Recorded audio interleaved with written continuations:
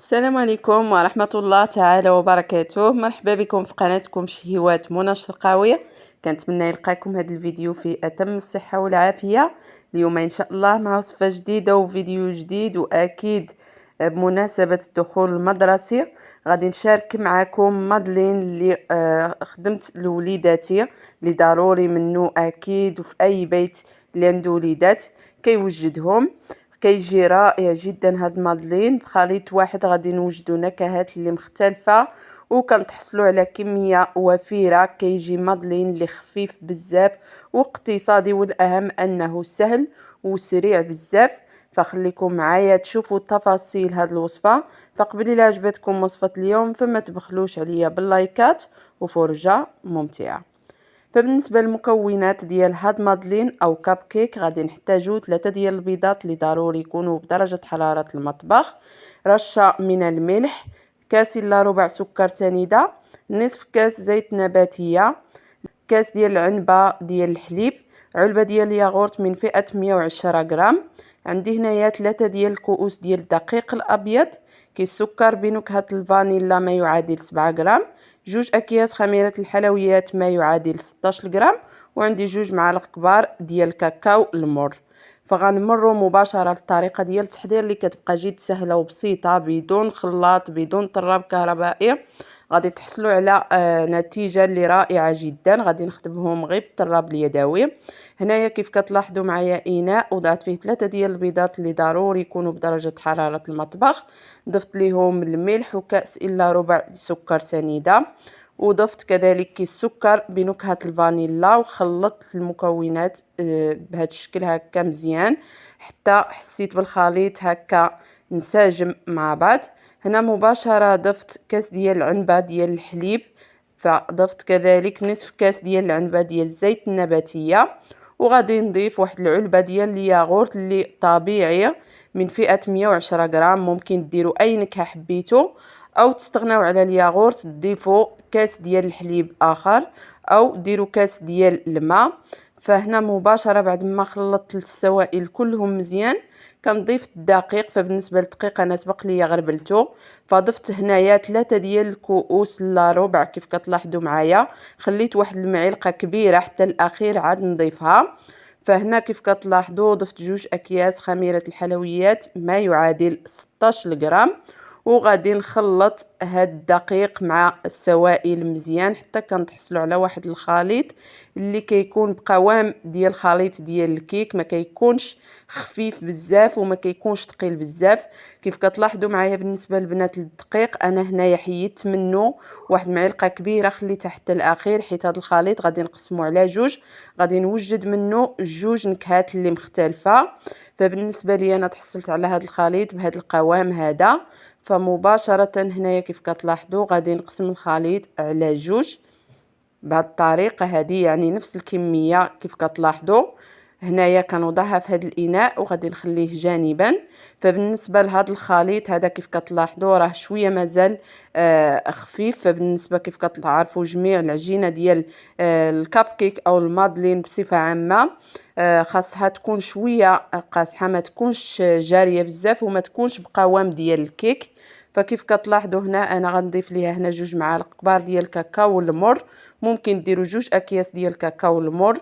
فكيف كتلاحظوا معايا هنا غادي نخلط هاد الكاكاو مزيان كيف كتلاحظوا حتى كينسجم مع العجين. فبالنسبه لي انا خدمت هنايا بالكاكاو اللي كيكون بنوعيه جيده باش نتحصل على مذاق اللي كيكون زوين.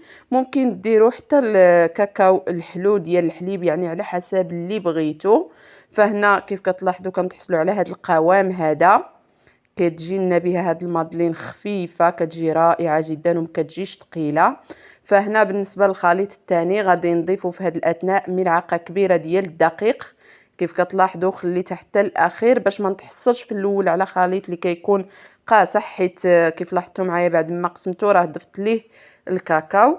فبالنسبه لهاد المعلقه ديال الدقيق البنات بعض المرات انايا كنضيف بلاصتها ملعقه كبيره ديال النشا، فكتعطي واحد القوام رائع للمادلين وكتجي لنا بها هشيشه. فانا ما بغيتش نكثر عليكم فدرت فقط الدقيق، فكنخلطوا حتى كنتحصلوا على خليط اللي كيكون بهذا القوام هذا كيف كتلاحظوا.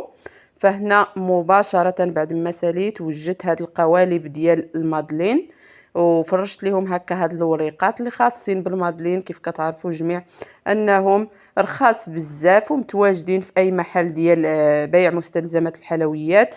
فهنايا مباشره خديت هكا هاد الغراف البنات خويت فيه الخليط. فهنا كنبدا كنعمر كيف كتلاحظوا. فبالنسبه لي انا هنا كنعمر غير نصف الكميه حيت غادي نعمرهم في الوسط. فطبعا لكم الاختيار، ممكن ديروا هذا الخليط غير في بوش او تخدموا فقط بمعلقه عادي توزعوا الخليط عندكم ميزانكم. فبالنسبه بنات الحشو فهذه اسهل حشوه واكيد اي دار متواجد فيها المربى. فكندير واحد المعلقه صغيره هكا في الوسط، فكيجي لنا هذا المادلين رائع جدا وكيجي بالنكهه ديال الفاني فقط، كيجي لذيذ بزاف. فبالنسبه كذلك لهذا الخليط ديال الكاكاو او ديال الشكلاط فكناخذو هكا واحد المغرف صغير فكنبدا كنعمر به. فبالنسبه للكميه اللي كنعمر نفس الكميه اللي عمرت في هادو الاولين كنديروا غير نصف الخليط حيت مازال غادي نعمروهم في الوسط بحشوه ديال الشوكولاته. طبعا لكم الاختيار، ممكن تخليوهم غير عاديين او تعمروا باش ما حبيتو ممكن الكراميل او زبده اللوتيس، يعني على حسب اللي عندكم. انا اللي عندي خدمت به فقط. فهنا خديت هكا هاد الشكلاط اللي كان متوفر عندي في الدار، خديت غير ميلكا البنات قطعتها طريفات فوضعتها هكا في الوسط.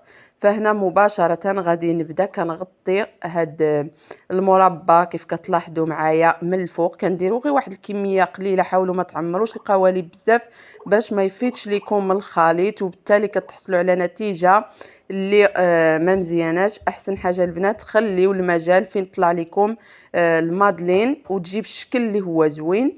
فهنا بالنسبه كذلك لهاد مادلين ديال الشكلاط او خليط ديال الشكلاط كنغطيه بواحد الكميه اللي هي قليله فقط من الفوق باش ما يهبطش لينا الشكلاط بزاف من التحت، خاص يجينا شويه في الوسط كيف كتلاحظوا.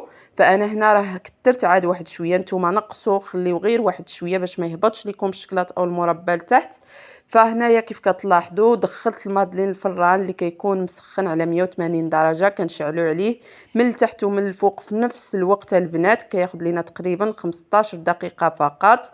فهنا كيف كتلاحظوا معايا هنايا خديت هذا المول اللي دهنته بزيت نباتيه وخلطت الخليط اللي بقى لي ديال الفاني والشوكولا بجوج في هذا الغراف، فعمرتهم بنفس الطريقه وكذلك دخلتهم الفران اللي كيكون مسخن من قبل تقريبا واحد 10 دقائق. كنشعل على الفران كنخليه يسخن وكندخل المادلين على 180 درجه من التحت ومن الفوق. كيف ما قلت لكم ضروري البنات حيت مادلين فاش كتشعلوا ليها فقط من التحت فكتفيض لكم من الجوانب، بالتالي كتحصلوا على شكل اللي ما يعجبكمش. اكيد احسن حاجه يعني طيبهم بنفس الطريقه حتى في الفران الغازي يعني على حسب. فهنا كيف كتلاحظوا معايا راه خداو ليا ما بين 15 حتى ل 20 دقيقه كيكونوا واجدين. هذا هو الشكل ديالهم النهائي، كيجيو رائعين جدا. كيف كتلاحظوا معايا كيجيو خفاف وهشاش، انا متاكده الا جربتوهم غيعجبوكم بزاف. فكنتحصل على 18 حبه يعني كميه اللي هي وفيره كيف كتلاحظوا معايا. فبالنسبه لهادو ديال الشكلاط كيجيو خفاف واسفنجيين وكيجيو لذاذ بزاف بزاف. فهذا هو الشكل ديالهم النهائي البنات. حاولوا ما امكن ما تعمروش يعني الخليط بزاف هكا في هاد الوريقات، خليو الحشوه ديال الشوكولاته باش تبقى لكم في الوسط. انا عمرتهم واحد شويه. فكيف كتلاحظوا معايا هنايا هذا هو الشكل النهائي ديال الخليط اللي خلط ديال الكاكاو والفاني. كيجيو على هذا الشكل هكا، هادو كيجيو مزينين كيجيو رائعين جدا، كيجيو مزخرفين بهذه الطريقه هذه، كيجيو خفاف واسفنجيين. ممكن البنات هادو تزينوهم هكا بالصلصه ديال الشوكولاته من الفوق وتوضعوا عليهم هكا حبيبات ديال الشكلاط او حبيبات الوان يعني اللي كيبغيو الدراري على حسب اللي بغيتو. فبالنسبه لهاد المادلين كذلك ديال الفاني والمربى كتجي على هاد الشكل هكا البنات. انا قطعت معكم هاد القطعه فكتجي رائعة جدا وكتجي لذيذة بواحد الشكل رائع البنات. فكنتمنى انكم تجربوهم، فعلا كيستحقوا التجربة. فإلا عجبتكم وصفة اليوم فما تبخلوش عليا باللايكات، واللي مازال ما اشتركش في القناة فيشترك باش دائما يتوصل بجديد الوصفات. في امان الله، مع السلامة.